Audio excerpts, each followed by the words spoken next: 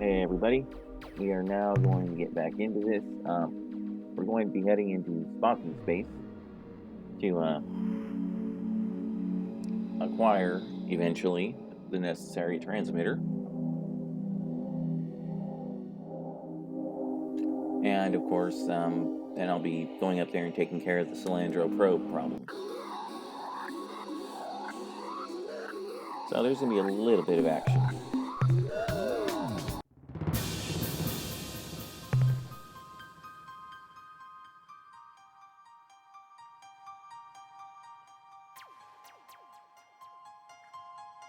Okay, 514, 1466, 114.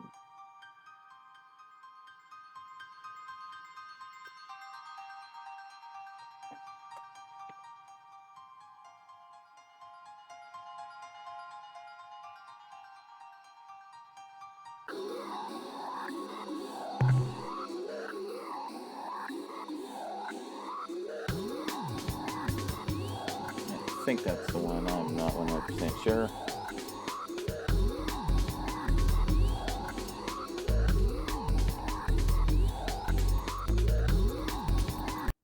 It is. Okay, good.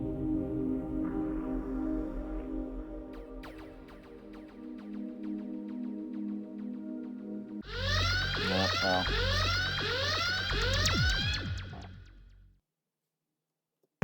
Ah, Mr. Nasty is back. I wonder what he wants today. Peace? Happiness? Joy for all? No, I fear death and unmitigated destruction is his traditional fare. Am I correct?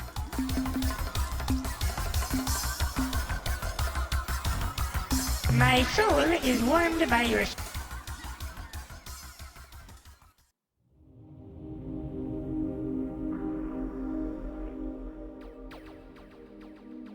That's right, I gotta orbit this little moon.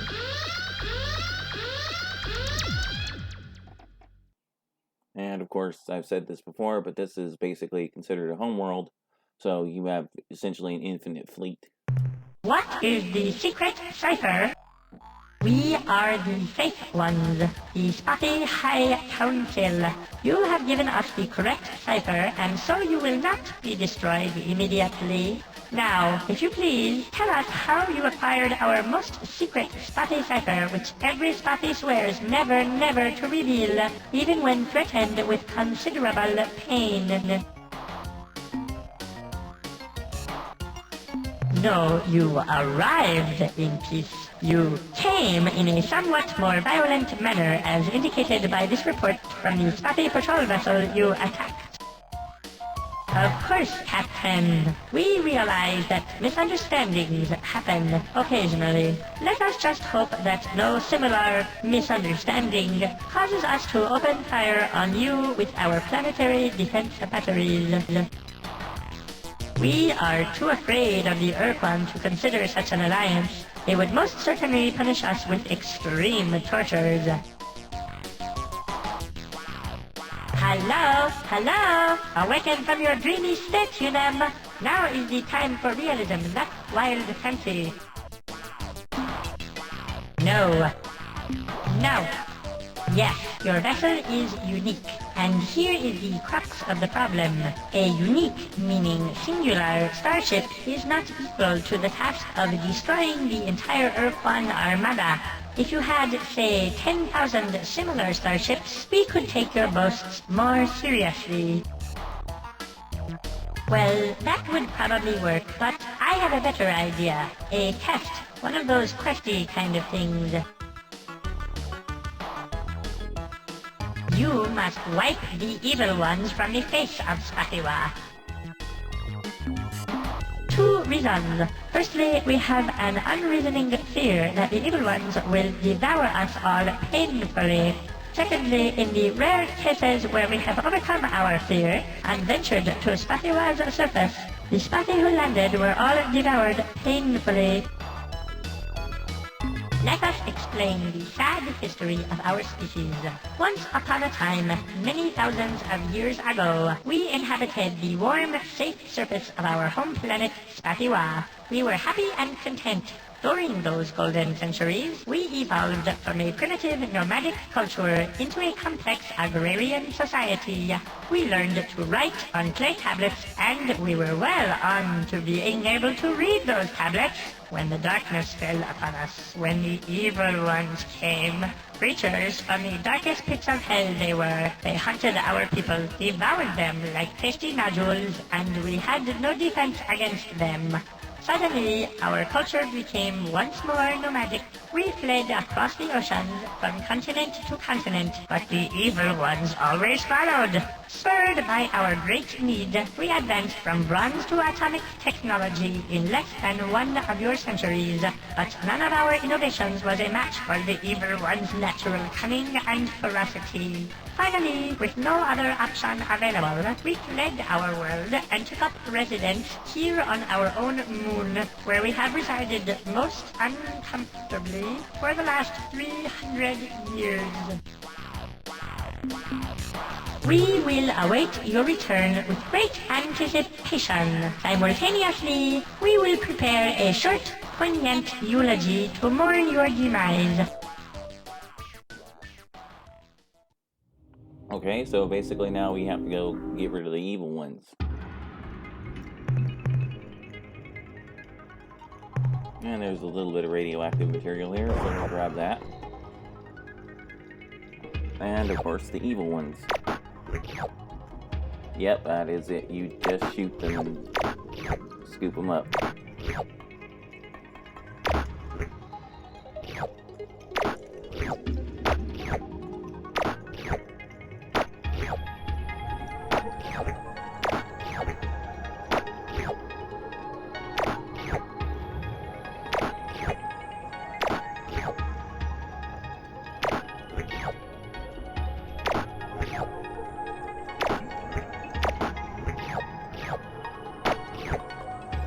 Yeah, I know this is riveting, isn't it? But, you know, part of the deal. This is, of course, not the only biological you'll have to come and get for story purposes. But the other one is, well, let's just say, significantly more dangerous. It killed one of my crew members, bastard. Yeah, the protection's not perfect. I think that's everything.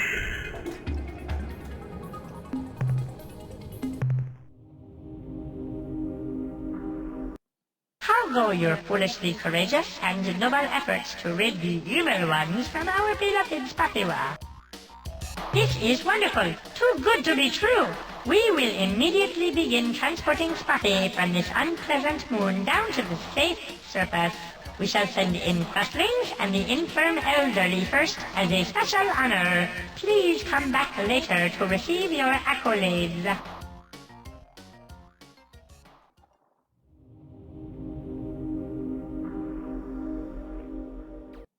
Oh, joy! Oh, happiness! We rejoice and make merry in celebration of our imminent return to our home world. You are most heroic and helpful. Thank you, thank you, thank you! But now I must return to our festivities. Please feel free to come back any time. Why don't you just wait a while until after we are resettled on our home world? We can discuss details at that time. 15 years past. No. We are simply taking a more adult, welcome to the real world view of the situation. We cannot simply say, hurrah! And form an alliance with you this very moment. Surely you see that. No, please. Exactly what kind of relationship were you thinking of? Huh? What? Okay. We are quite familiar with that arrangement. Very well. I'll bet we will regret this decision later on, but you leave me with no choice. We will comply with your needs. A Spotty delegation will depart immediately for the planet Earth.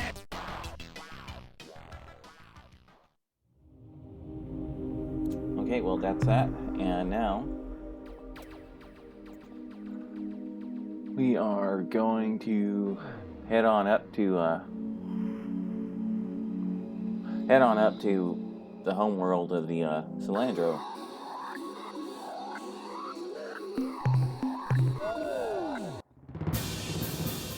Which one was that? 520, 514.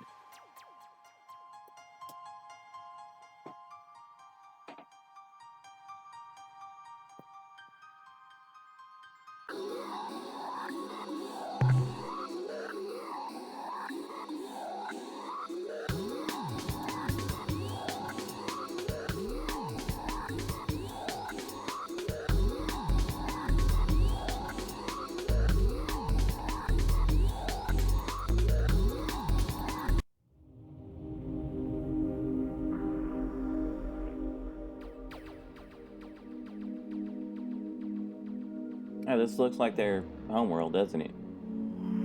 It's not.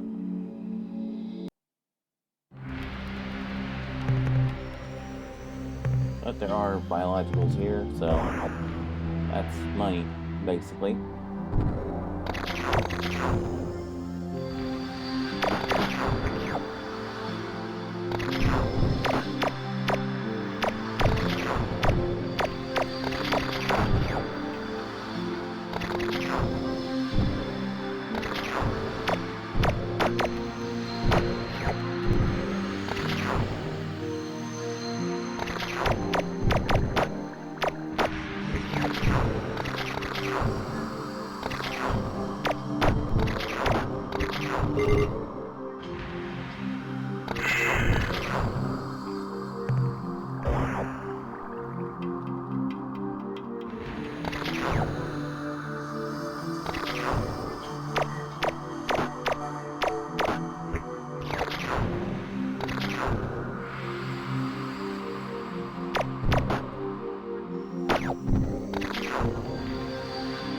Yeah, it's a waste, but I'm just gonna take this guy down and load him up anyway, even though, oh, shit.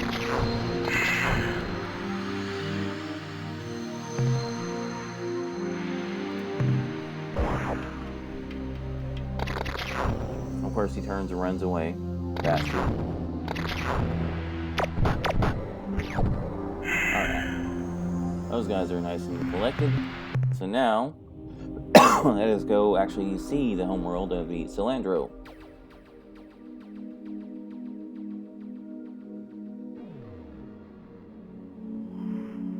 It would be the gas giant.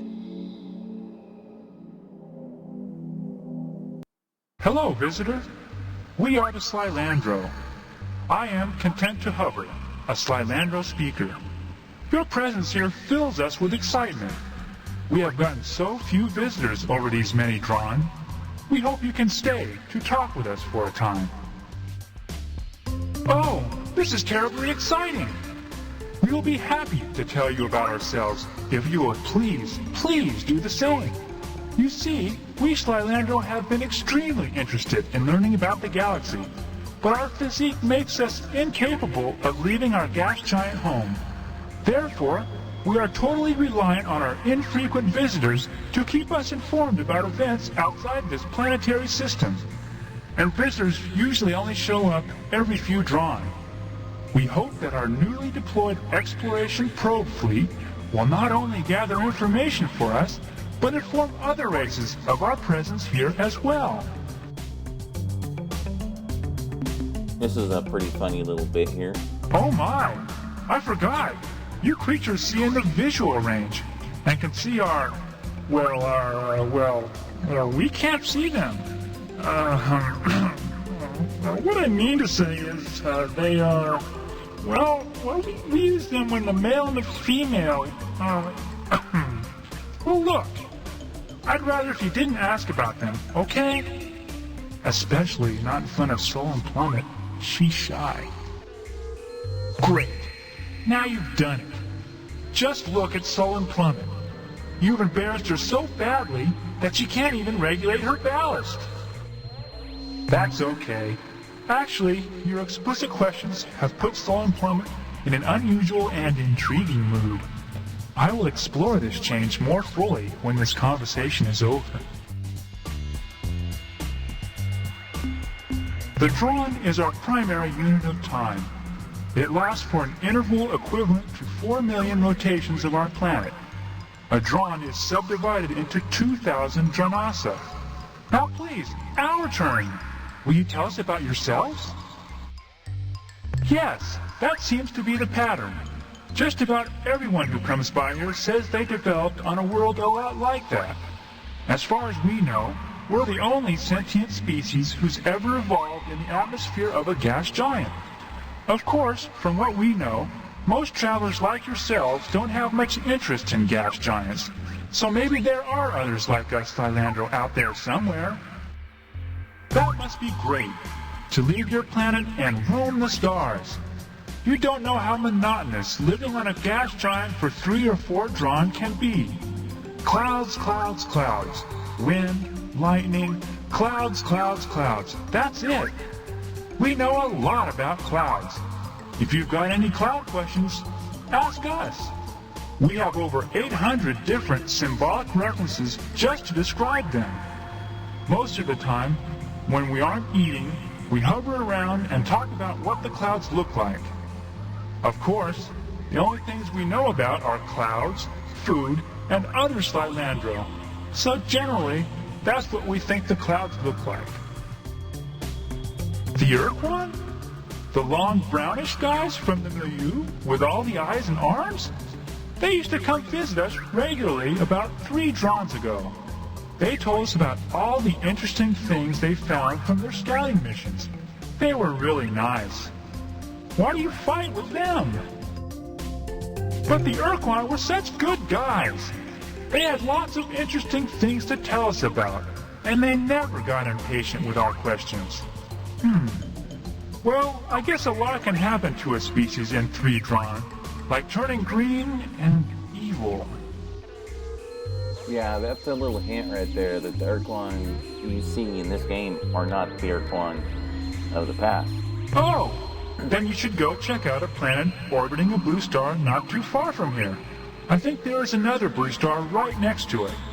We can't describe exactly where it is, but the people who told us about it, the Ur-Quan I think, said that it was one of the rarest worlds in space, and that as far as they knew, there were only 10 of these planets in this part of the galaxy.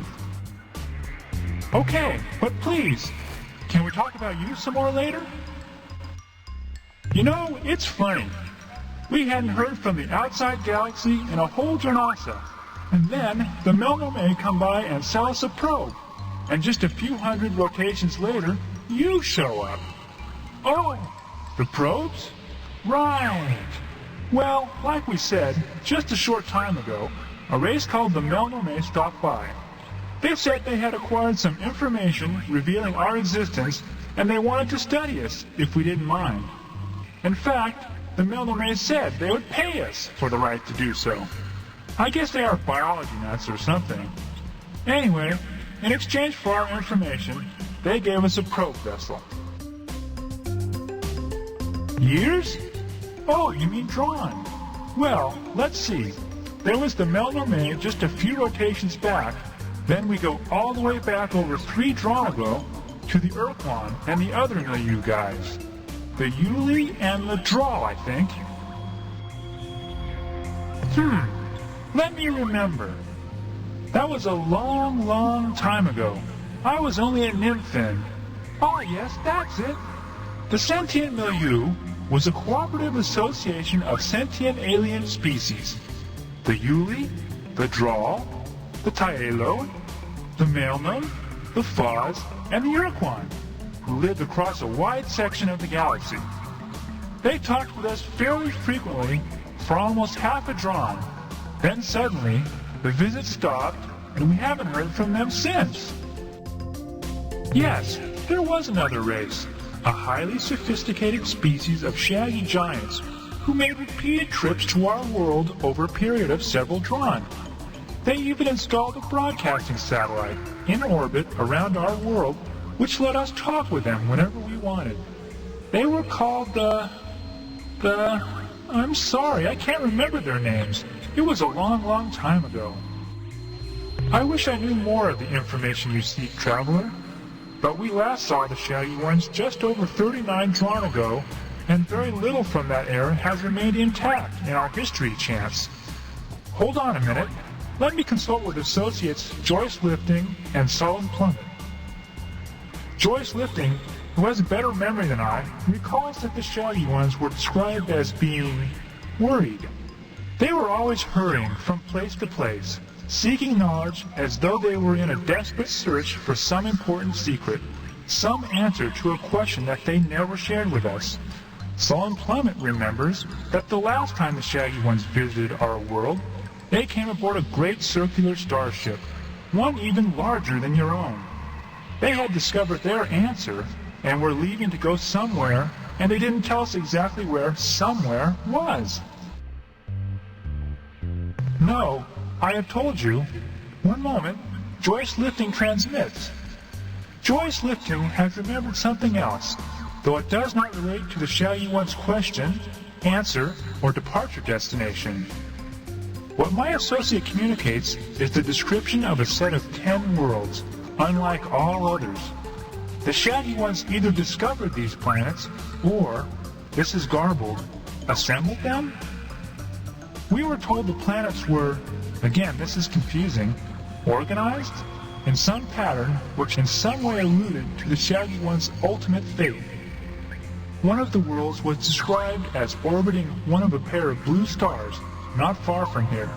Another of these worlds circled a large white sun. That is all we can remember.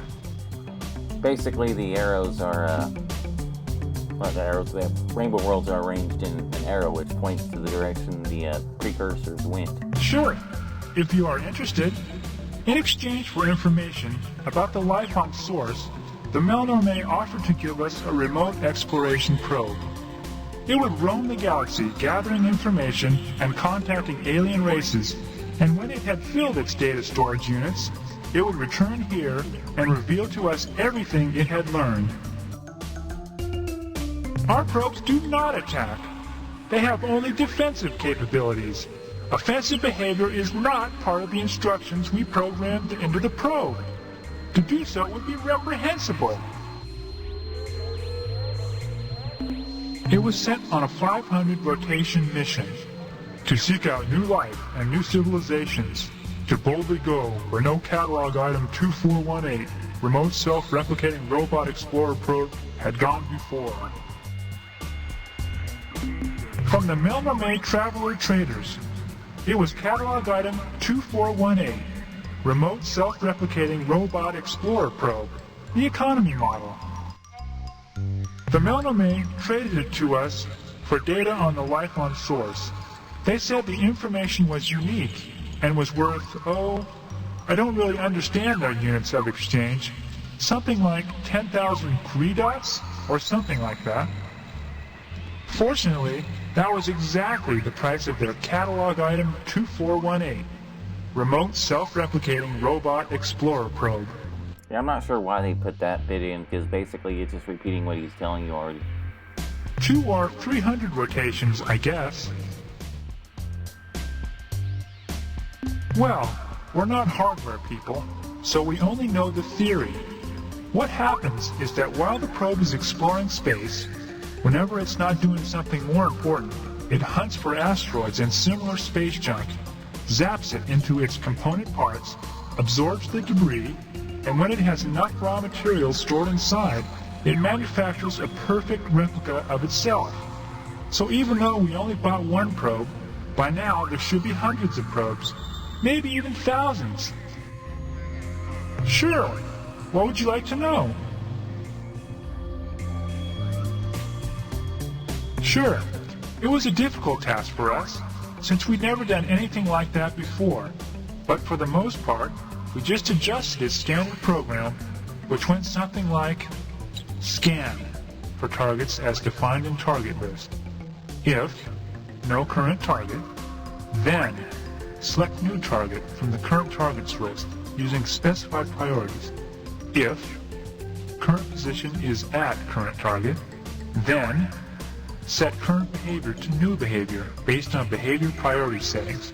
Perform current behavior. Okay, that's the basic program.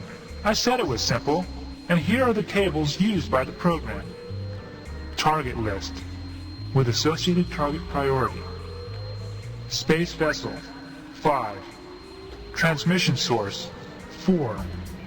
Astronomical anomaly, 3. Planet-bearing life signature, 2. Raw replication materials, 1. Probe behaviors with assigned priorities. Communicate, 5. Record data, 4. Analyze data, 3. Seek replication materials, 999. Move to current target, 1. That's it. That behavior was hard-coded by the Milnorme. We couldn't mess with it.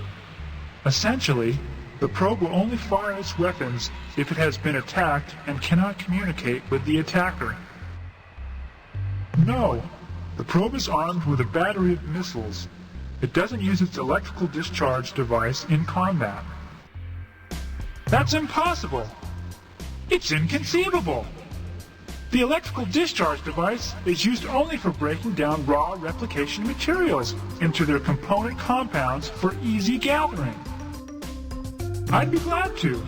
You see, the probe has the capability to seek out raw materials, process the raw materials into component compounds, collect the compounds, and then, when it has a sufficient supply, it can build a duplicate of itself. We decided that since we had only one probe, we should change the replication priority and crank it up so that there would be more probes sooner. Yeah, Well, once again, we're the repeating factory setting ourselves. was 2, in between movement at 1 and analyze data at 3. I told Joyce Lifting to set it a bit higher. Let me ask him what he set it to. Oh, my. That was a bit extreme, wasn't it? Joyce Lifting told me he changed it to 999, the highest setting on the dial. I'm pretty sure the way it works is that every time a behavior is completed or interrupted, the program selects a new behavior based on the defined behavior target priorities and what kind of target is currently selected. I think a really high priority would cause a probe to focus its attention on that behavior. No, it cannot. It is not programmed for hostile behavior. What is your reasoning? The probe seeks raw materials and processes them in preparation for replication. The answer is simple. It would spend more of its time seeking raw materials for its replication process. So what? Spaceships are the probe's highest priority because we want more than anything to make friendly contact with alien races. I don't see what you are getting at, but I'll play along with you.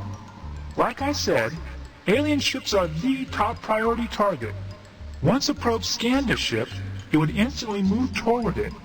Then, when it got to the ship, it would initiate communication automatically. When communications were terminated, a new behavior would be selected and... a new behavior would be selected. And since the replication setting was set to maximum, the probe wouldn't get time to pick a new target. It would use the current target, the ship, for raw replication materials. It would process the ship, break it into component compounds with electrical discharges. Oh no! What have we done? Traveler, you must tell us what we can do! How can we stop the probes from destroying all life in the galaxy?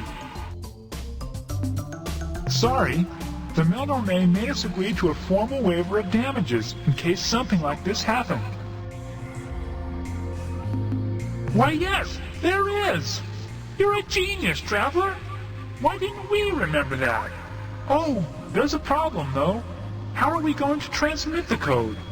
Well, while we ponder that problem, at least we can give you the code sequence. That way, if you run into a probe, you can destroy it without getting shot at. Goodbye, human fluid sac. Okay, so now they've given me the code to self-destruct the probes. But if you just go ahead and return back to the world, Human traveler, we have news. One of our probes finally returned home and we have been able to reconfigure it so that it will seek other probes and broadcast the destruct code sequence. We expect the population of probes will decline swiftly. Thank you so much for showing us our error. We feel very badly about the inconvenience it has caused others. Goodbye, human fluid sac.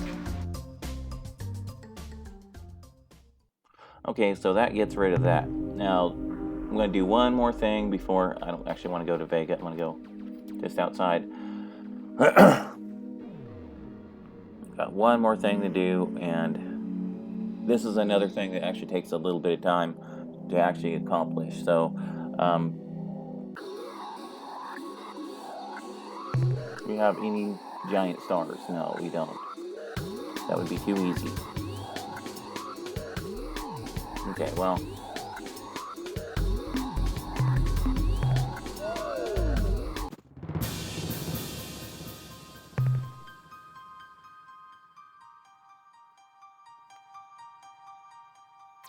I'm going to need to get some more fuel for this because I want to be going into a relatively dangerous part of space, so we have to go hit the Milner May up.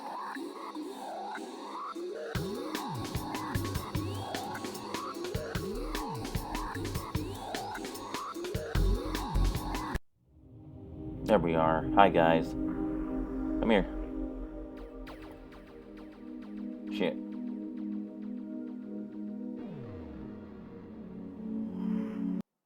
How nice to see you again, Captain. Now, what can we do for you today? What trade items would you like to buy today? As you know, we carry a lot. Yeah, we don't care. Just fill things up. Fuel transferred. It has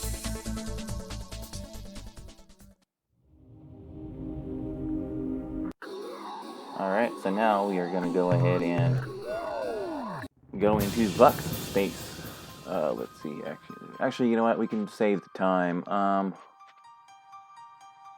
448504.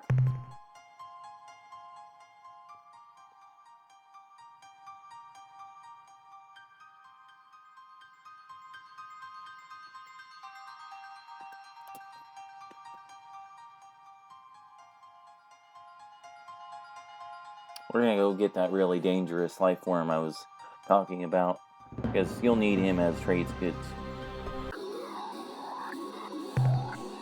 Okay, let's see here. Delta Winston, that's Beta.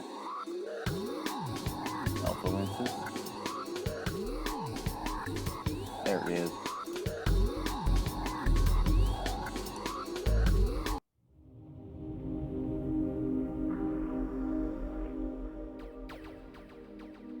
Yep, kind of a crappy star system, but what are you gonna do?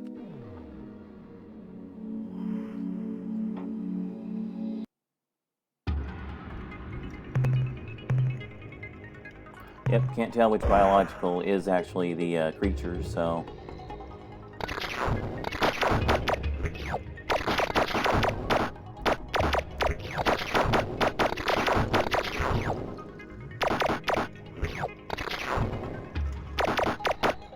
There we are.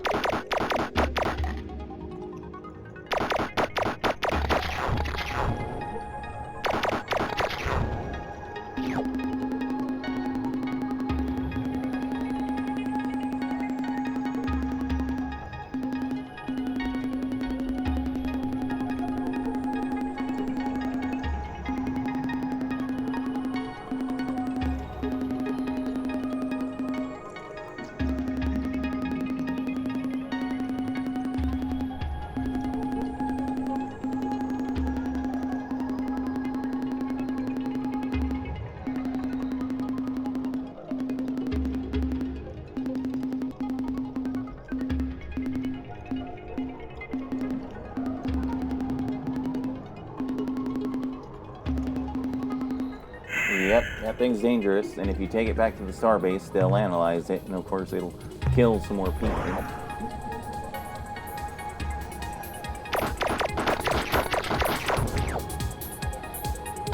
Harvest a little bit of cash while we're here. You know, I didn't sell my biologicals Didn't know we made it last time, but that's okay.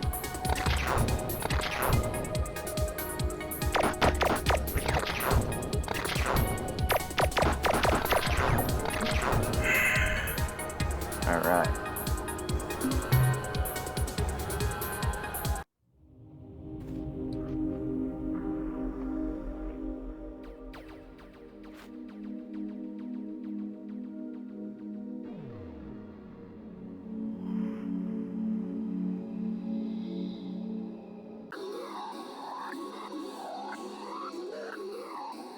Yep, we don't want to be around here for that thing.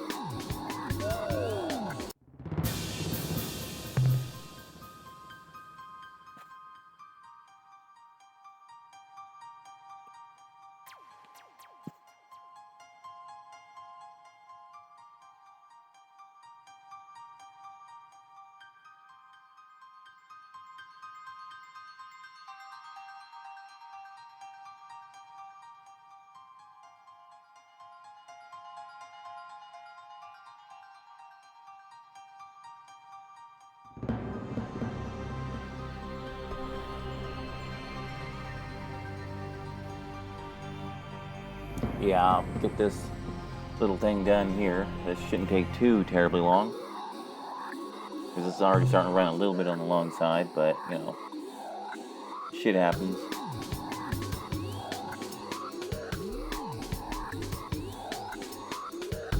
I think it's alpha shrink off or it's beta, one of the two.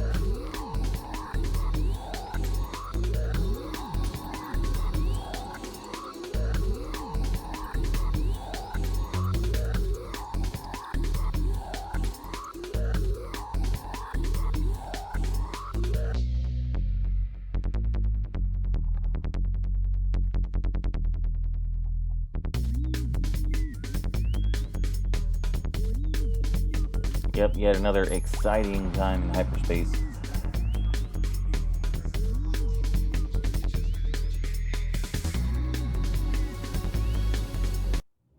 Aye, shit. Every fucking Vux in creation is in this fucking star system.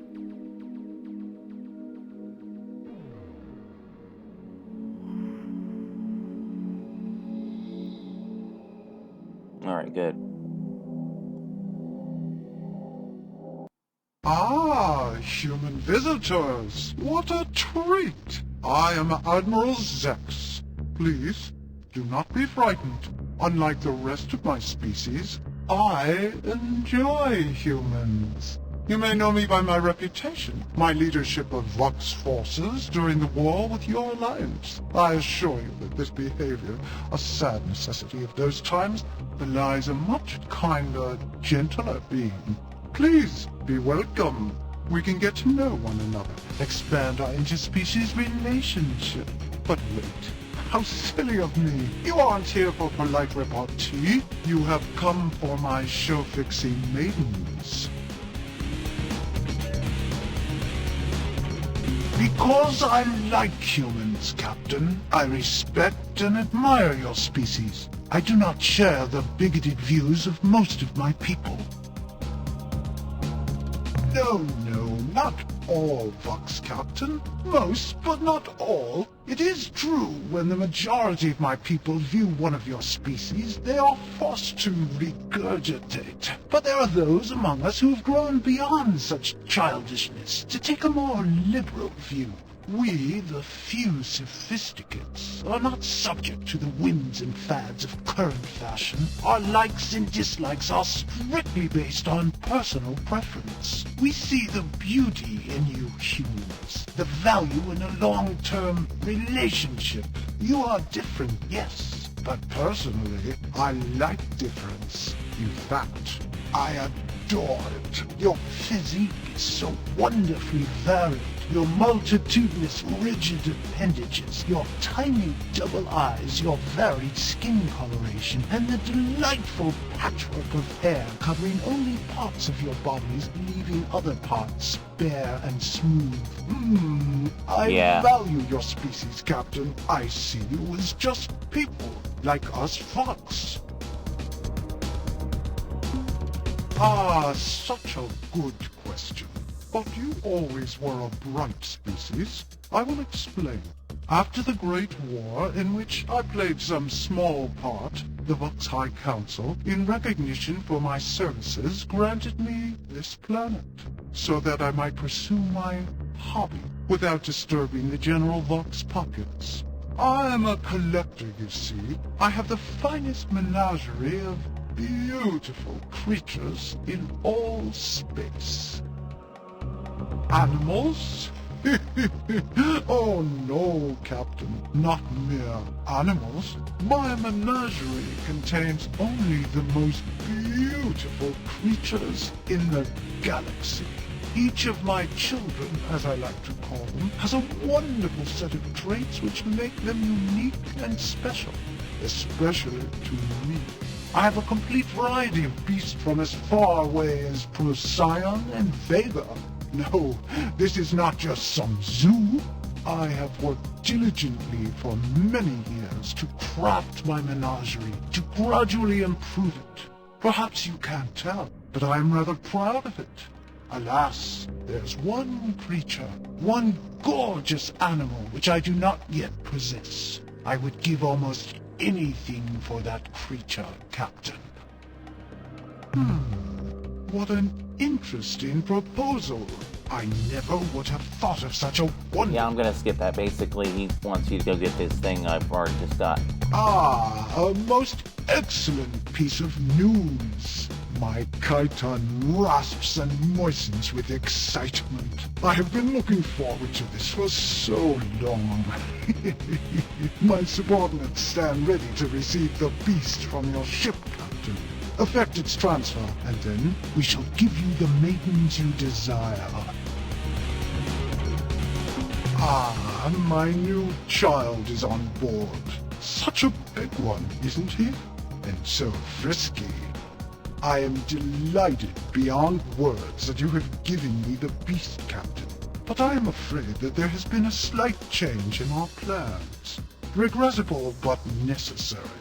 Oh, my beautiful, luscious human. I had thought that the hideous, violent monster you have given me would complete my collection of ugliness, my menagerie of monsters. I was wrong. You, my human love, are the most vile, the most fierce, and wretched. My collection could never be complete without you. I need you, Captain. But alas, I fear you will not give your consent willingly. Am I right? Therefore, Sub-Commander Dax, terminate communications. Warm up my modified intruder. Engage the precursor warp nullifier. Prepare for battle. Sub-Commander, why has my main console become inoperative? The transmit mode is locked. What do you mean the central system computer is damaged? How? The beast escaped? No, Sub-Commander, this is impossible. It couldn't escape from our strongest containment system. It's what? Decks 5 and 6? 11 crewmen? Sound the alarms, you fool. Where is it now? Engineering report. Engineering! Sub-Commander, seal bulkhead. Sub-Commander, are you listening to me? What are you staring at? Pay attention, Sub-Commander. Give me a report on its position. What are you staring at? Behind me? What?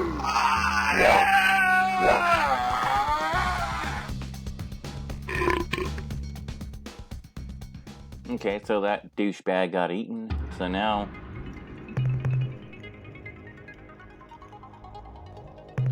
yeah, we're not going to bother scooping that stuff up.